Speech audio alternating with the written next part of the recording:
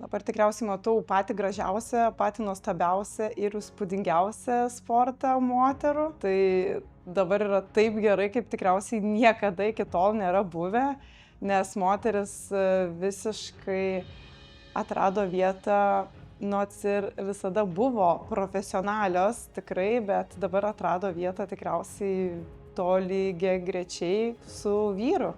Tai mane tas labai džiugina ir kiek iškovota varžybų, kiek Grand Tourų tų pačių vyksta, kiek vyrų, Vuelta į Ispaniją, Giro visada turėjom.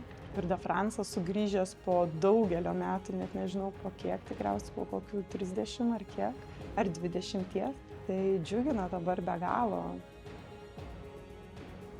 Buvo išsikovota gal taip, garbė ir vieta sporte profesionalia moterų, nes anksčiau ir televizija nerodydavo ir Eurosporte nepamatysi mūsų varžybų. Tai yra, buvo sudarytos sąlygos, iš tikrųjų, kaip pagerinti tą moterų sportą ir vizualiai, ir finansiškai, kad kaip mums tapti labiau matomom ir labiau naudingom rėmėjam ir kaip tą padaryti. Tai vat ir buvo, kaip ir man atrodo, berods įstatymas ar privalomasis, kad kiekviena profesionali vyrų komanda turi turėti profesionalią moterų komandą.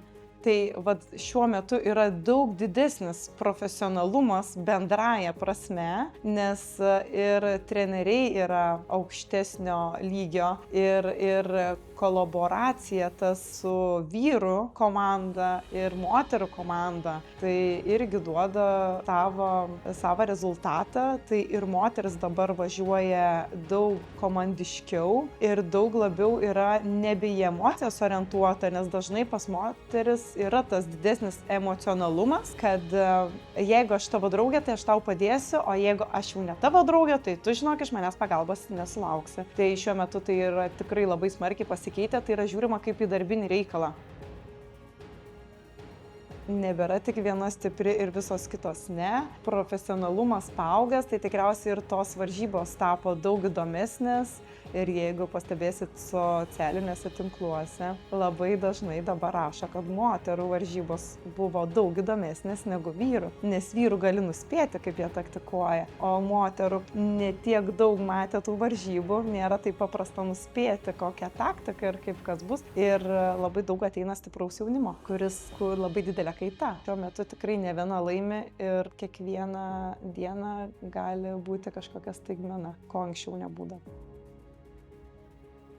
Dviratininkė ir sportininkė mano laikais, kai aš pati sportavau ir siekiau tos karjeros pereiti į profesionalę moterų tą pusę. Tai būtent buvo lietuvė Diana Žiliūtė, tai vesdom dienoraščius ir tame dienoraštyje pas mane buvo pilna Dianos nuotraukų ir jos pasaulio čempionatas su iškeltom rankom. Jo, šiandien tikriausiai viena žinomiausių ir galbūt daugeliui, bet man asmeniškai tai yra Demi Vollering. Tai yra visiškai išskirtinė asmenybė ir tikrai turinti didelę galią ir didelę įtaką moterų dviračių sportui šiuo metu. Jinai be kito ko, kad yra labai labai stipri, bet yra ir labai atvira socialiniuose tinkluose, daug bendraujanti apie psichologinius dalykus, apie tą patį nerimą, apie didelį spaudimą, apie menstruacinius ciklus. Tikriausiai, kas yra labai moteriška, kas anksčiau būdavo tikrai stipriai tabu ir apie tai nešnekama, tai dabar jinai bando daug išjudinti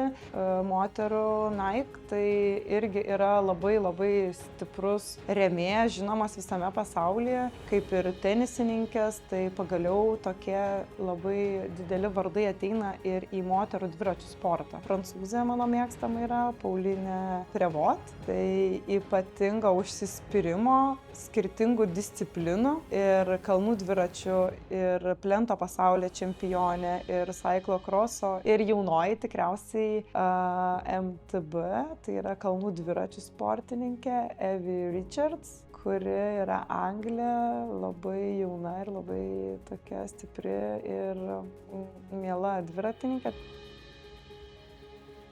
dėl jaunimo atėjimo į sportą dviračių merginų, tai tikrai yra didelė skylė, tikrai yra labai mažai jaunimo moterų tarpe merginų susidomėjimo dviračių sportu, bet aš manau, būtent moteris mėgėjos, kurių dauguma yra mamos ar sesės, ar draugės, ar draugių vaikus, gali paskatinti taip ateityje ateiti sportuoti ir siekti profesionalios karjeros. Ir manau, kad ta įtaka tikrai bus padaryta. Tikriausiai ta tendencija padiktavo savo ritmą, kad būtent šiuo metu ir reikia ir būtina padaryti tokią stovyklą ir stovyklą padaryti būtent moterims dėl komunikacijos, dėl socialinio bendravimo, dėl to būtent viso dviratizmo prasidėjusio, kuris yra, sakau, atėjęs labai didelis bumas ir tikrai labai daug moterų mina ir tikriausiai moteris pamatė, kad minti dviratį yra labai gera ir treniruoji kūną, bet ir labai treniruoji protą tuo pačiu.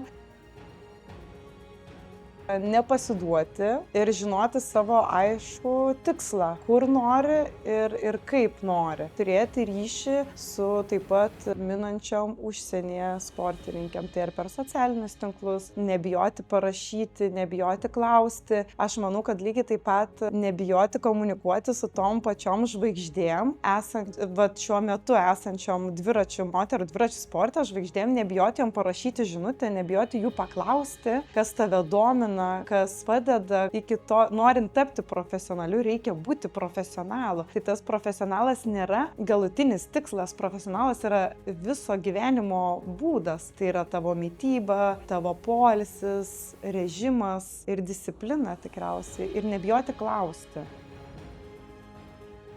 Tai aš manau, kad išdrįsti, nes bendraminčių, kurios mins lėtai, ar mins greitai, ar mins visaip, tikrai atsiras, nes tai yra didelė įvairovė, daug minančios ir tikrai visom gali būti nedrąsu pirmą kartą, bet kai tu įsidrąsini, aš manau, po to tik tais pirmyn. Todėl, kad pats dviračių sportas yra komandinis sportas ir tas palaikymas ir padėjimas vieni kitiem, tai tiesiog yra, aš manau, toks mūsų esminis dalykas būtent šito sporto, nes po vieną mes galim važiuoti, bet mes labai mėgstam važiuoti grupėje ir visada ieškom tos kompanijos. Ir tik su kompanija tu gali tapti stipresnis iš esmės. Pas mus nėra individualus sportas, pas mus yra komandinis sportas, tai mes tikriausiai ir mėgstam bendravimą ir tą ryšį vieni su kitais. Tai žodžiu, merginos, jeigu abejoja, tai nebejokit.